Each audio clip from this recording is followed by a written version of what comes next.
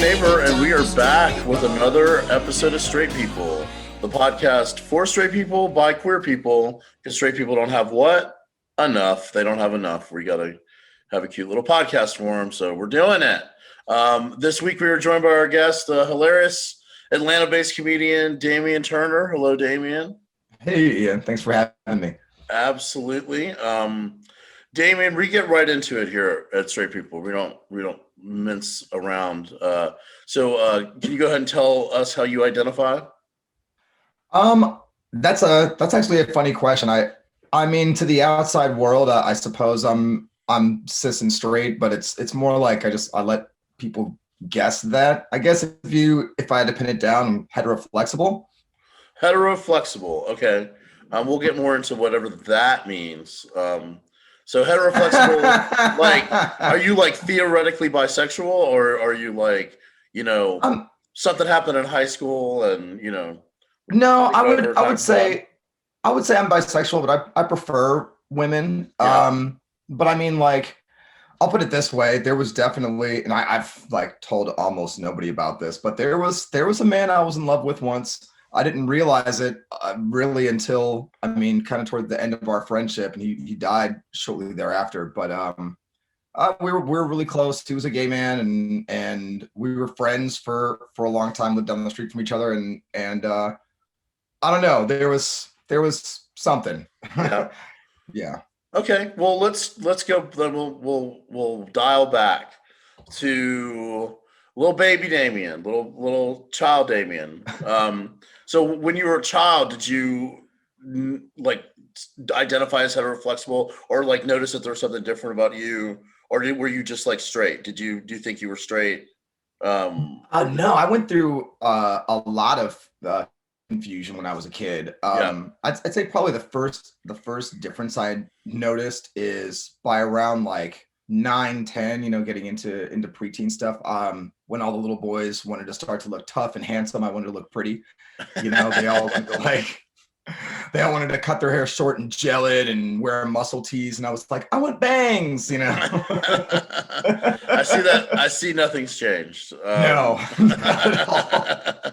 Okay, so but at that point, were you like questioning specifically your sexuality? Were you questioning gender, or were you just exploring and kind of okay with it? You know what I mean? Like, yeah, no, I was exploring. I also went through some not so great stuff as a kid. I went through some molestation early, and so there was like a sexual awareness there early on, like earlier than it should have been. yeah. So there was a lot of like, am I a pervert? Is something wrong with me? Am I messed up or whatever? So Yeah. that, and then. Did you feel like you had like somehow that you had brought it on your, you know what I'm saying? Like, Oh, totally. Yeah. Absolutely. Because Like I had there that was same something experience, wrong and with there's me. been a couple of people who've been on here who sort of talk about that, where it's like they felt like they were singled out, Yeah.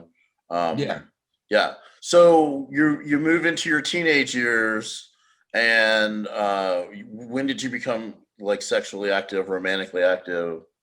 Right about, between 13 and 15 is when that stuff kind of started happening. And there were mixed encounters from early on, never all the way with a male, but there's been involvement since early on. And just so we're all clear on what all the way means, Damian, what do you mean by that? There have been no penises in my butt. Okay. So you think that's like the full, like, that's the full intercourse. Okay.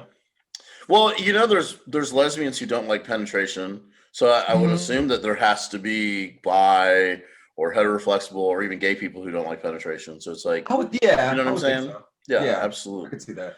I need a few drinks myself. So your first, the first person you dated or fell in love with was a male or female? Was female. Female? Yeah. All the like serious dating has been female. Yeah. And do you think that's so? I guess my question for people who identify as heteroflexible, do you think that like if it was more socially acceptable that you would be more prone to want to date guys, or is it that there's an emotional connection that you have with women that you don't have with men? I think that that's a possibility if because and I've said this for a long time is that like part of what's so difficult of like not finding yourself on completely on one side of the imaginary line or the other is that for men specifically society wants to pin you down immediately. So like there was one time a few years back I was playing some show in some band I was doing and some pretty woman walked in there and wanted to make out with me or whatever, and this, I mean, I guess gay, I thought, but I guess bi. A friend of mine was like, "Oh, I want to make out with you too," and she was like, "No, but I'll watch you guys make out."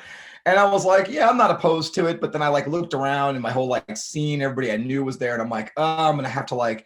I looked at my buddy and I was like, "I'm sorry, man. Like, I don't want to have to explain Yeah. all that and just go through that whole thing." I was like, Yeah. So you think like if you had done that, that there would have been a perception that you were gay, Or or at well, very it seems least like just like, it's a yeah, it's like it seems like for bisexual men that so like if you're a bisexual woman, there's a lot of acceptance and not a lot of questions and not a lot of like assumptions, right? But if you're a right. bisexual Although there man, is, you're on your way to being gay. Do you know what I right. mean? Yeah. Yeah. Or oh, you say you're bisexual, but what you really mean is, and Right. I think that comes from both sides. I think that I've definitely talked to a lot of bisexual women who've had people who identify as lesbians come up to them and be like, "Well, you just haven't met the right woman yet," which is the Right. exact same vibe as the "you haven't met the right guy" from a guy. Yeah. Yeah. Uh, I personally think that like because like they just did some study where they were saying, for a long time the commonly accepted estimate of queer people was like 1 in 10, and then Wow. they just did the study where millennials and Gen Z, that they like 1 in 6 people identify as queer or Hmm. bisexual or gender nonconform. You know what I'm saying? It's like Right. that's a huge jump, and I think that if there was more acceptance for bisexuality and no definition of like, you know, how many times do you have to have sex with somebody in the same sex to be really true? There's a lot of that in the gay community Right. where we're like, oh, you've never slept with somebody from the same sex? What are you talking about? Right. Right. Right. But yeah, I think that's really interesting. So like, do you think that uh you've been more judged about the being bisexual or identifying as bisexual than uh, just being like a straight man? Do you know what I'm saying? Like, do you think that there's more people have questions about it, or do you think that because I don't think you and I've ever talked about this, and I've known you No. for 3 or 4 years, so it's like, sometimes I'm Yeah. Well, surprised. it's one of those like difficult things to talk about, especially in company, especially just because like I don't,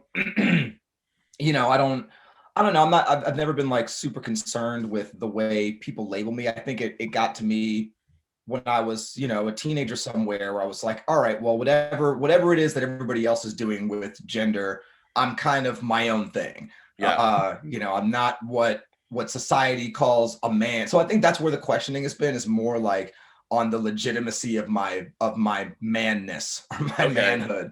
yeah, But yeah, certainly when I was a teenager, I was definitely like the quote unquote nice guy that all the girls are like, "Oh, you're not yeah, like really a guy, but we love okay, you. You're yeah, like one yeah, of the girls. You're probably gay." It was yeah. like a lot of that stuff. Um, and yeah, just basically you guys giving me shit for not wanting to be tougher or bigger or stronger or whatever, being content to be into like my art and makeup and stuff. Do you think it's that there's more stigma about bisexuality in the Black community, or because Oh, I know that absolutely. there's a lot of stuff around being gay and down low and all those kinds of things in the Black community, and you don't hear as much about bisexuality just specifically. Do you? That's almost, I think in some circles in the Black community, that's almost not considered a real thing. It's Okay, like, oh yeah, you just trying to convince everybody you're still regular, but you're okay, really one of yeah, them. yeah, yeah, That's, I mean, there was a conversation I had with my dad where, and he's got like just really archaic views of relationships and men and women, and he was talking to me on the phone one day, and his horrible wife was trying to control him in some way, as she tries to do. And he's kind of writing it out to me like, oh, well, you know how it is with women, you know how they are. They got to believe they're in charge. We got to let them think they're in charge, but we're the men. We're really in charge. And I went, yeah, Dad, I don't have that in my relationship. Like, that's we don't do that. And his response was, I swear to God, he goes, yeah, but your girlfriend's kind of bi, right?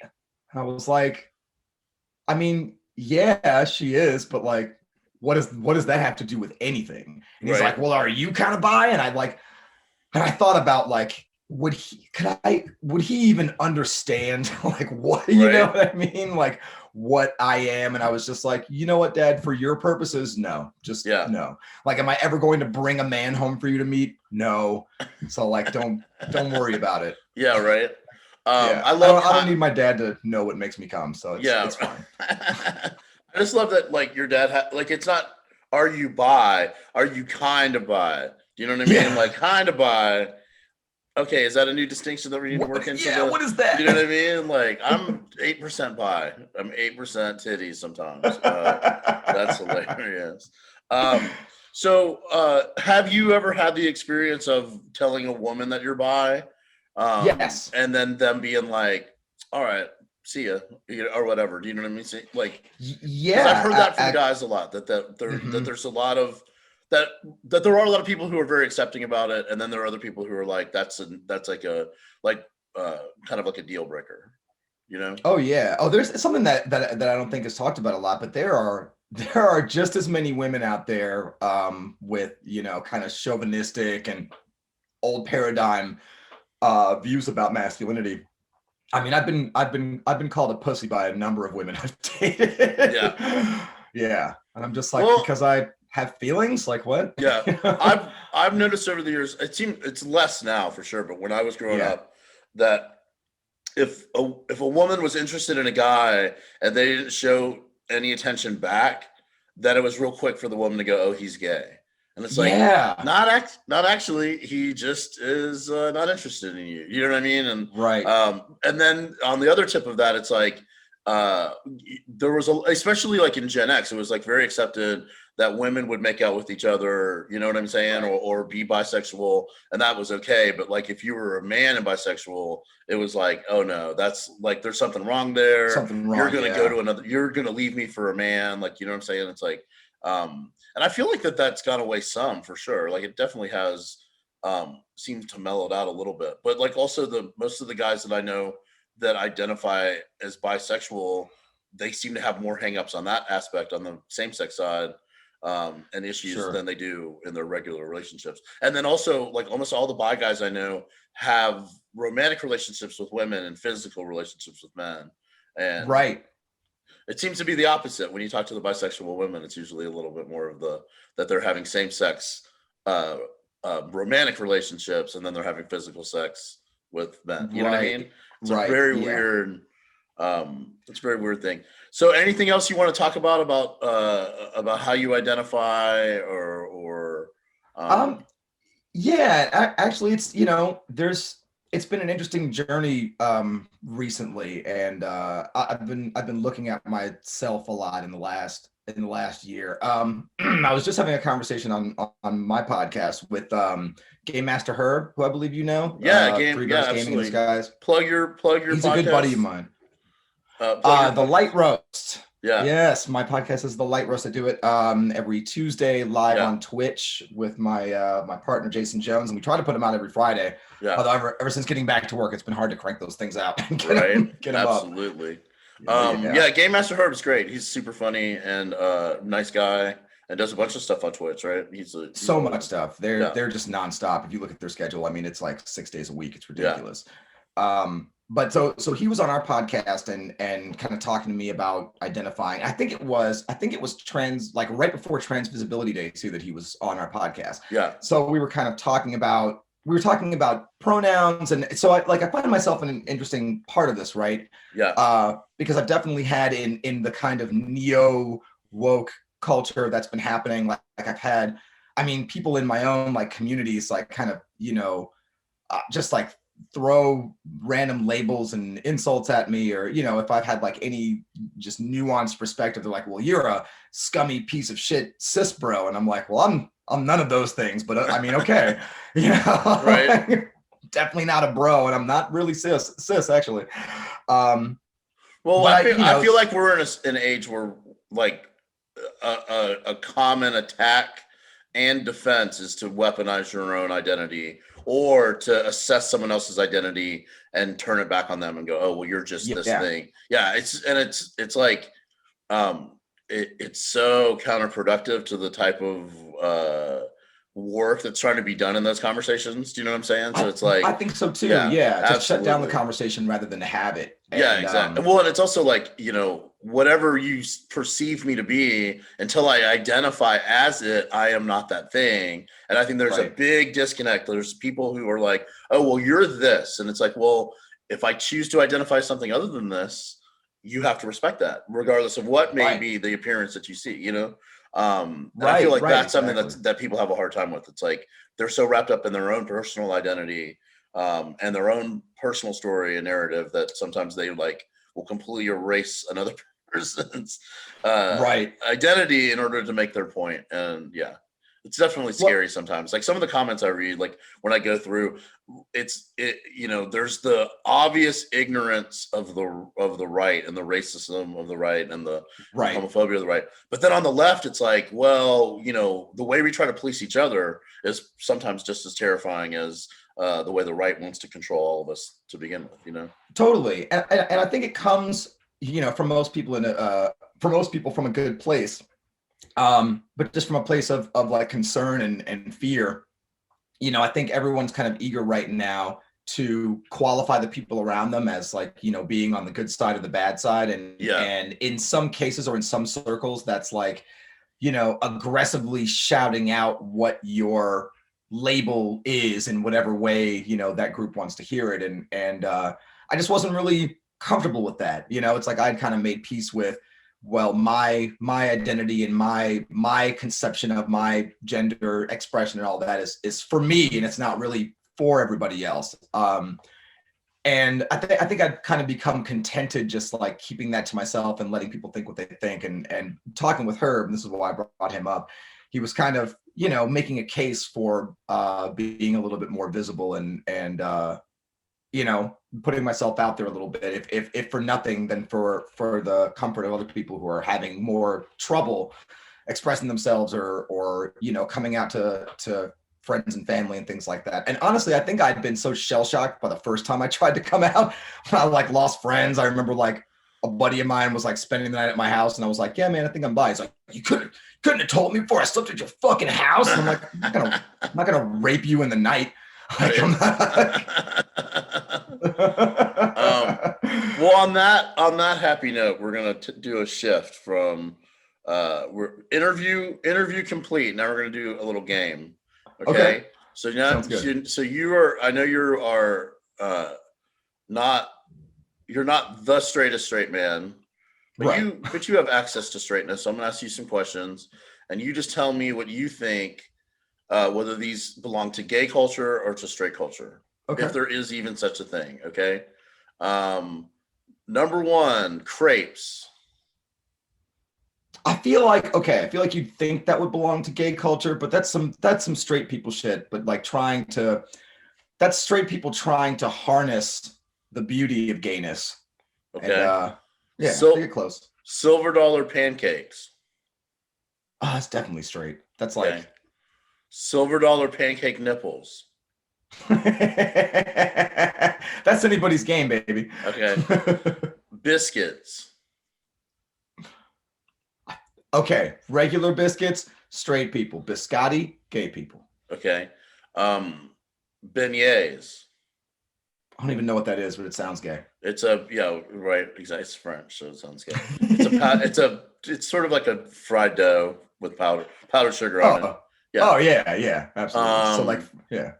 Mountain climbing. That's it's like I wanted to go straight, but it's also just like muscle bound men roped together on the side of a mountain. That could go. Why they got to be men? Why they got? That's true. Yeah, that could Uh, also be pretty lesbian too. right. Yeah. Social climbing. Social climbing is gay people's things. Okay. Yeah. Um, French toast. Straight Okay. Avocado toast. gay. Okay. Champagne toast. Ooh. Champagne and toast, gay. I don't know what champagne toast is, but that sounds gay. Champagne toast is you toast someone with champagne. Oh, yeah. Oh. It's Wow. wordplay. We're doing wordplay. Super funny. Okay, I'm champagne like, toast. Not toast with champagne on it, or champagne and toast. It's not even a thing. Yes, if you go to a party and they serve champagne and toast, straight or gay? Straight. Yeah. Straight. Yeah. Straight people shit. You got champagne and toast. It's like, you fucking idiots. Like, what the fuck kind of classless right? shit is this? Okay, poodles. Poodles? Poodles. That's gay. Yeah. French bulldogs. Oh yeah, that's gay too. Look at that. Damn it. Sorry, my computer does this weird thing. Okay. Why do straight men wear cargo pants, cargo shorts? Oh my god. I think straight men, and this is where I'll claim my straight side over here. We like utility. I mean, above fashion and clearly above sex, clearly. Right. If we're wearing cargo shorts. I used to wear them, but I grew out of it, thank God. Right. Yeah, I don't know. Why do straight men piss in Gatorade bottles? Again, I think we're turned on by utility. We're like, let's check it out. I made it do a different thing. Yeah. And also because straight men are gross. Fucking disgusting. Straight or gay, tableside guacamole. I don't know if that's either one. I guess straight. Yeah, I think it's by gay people for straight people. I think there was some gay person at a restaurant who was like, watch this, they're gonna freak out. And then we went out there and made guacamole. And then the rest is history. Okay, we're at our final question. This is my favorite question. Right. You are at a wedding in the country. It's like a friend of a friend or something. Maybe this is a friend of your girlfriend. You know what I mean? And you're in a barn and you are drinking out of a mason jar, and it has the couple's name written in it with a heart in a gold and silver Sharpie. It's a dry wedding. The only thing drier than the wedding was the barbecue you were just served. And and are you there yet? They're about to play the father of the bride dance, the father-daughter dance. What song do they play and why? Oh man, I feel like the first issue here is that whatever song that it is way too white for me to know, because that's a straight or gay wedding. That's a white wedding. Yeah. Oh yeah. I didn't say. Oh, and they didn't have a cake. They have cupcakes. Oh God! All right then. It's the only other detail I forgot. And it's Cotton Eye Joe. That's the first. Cotton Eye Joe. Oh, that's pretty good. That's pretty good. The number one answer on the board is Butterfly Kisses. But Cotton Eye Joe's pretty good. You don't know Butterfly? I played it the last time that somebody guessed another song. You'll have to listen to it on your own. You'll play it at your wedding. Oh. Play it at your wedding. No. Okay, you did great. This is awesome. We're about at 25 minutes, which is about as long as I like to do it. Yeah, you've talked to me. I don't like to talk to anybody longer than 20 minutes. So yeah. Tell everybody where they can find you, Damien, and plug whatever you would like to plug. Here's your chance. Find me on Instagram at Damien Turner _ not underscore anything, just Damien Turner _ Yeah. Also check out Bad News with Bill Boner on YouTube. That is the name of the channel. There's a lot of things named Bad News, so it's like halfway down the first page, but I'm there. You will see me. Other than that, I don't know what dates I have coming up. I'm still booking for next month, but I'm at the Laughing Skull a lot. I'm at the Omni at the Battery a lot.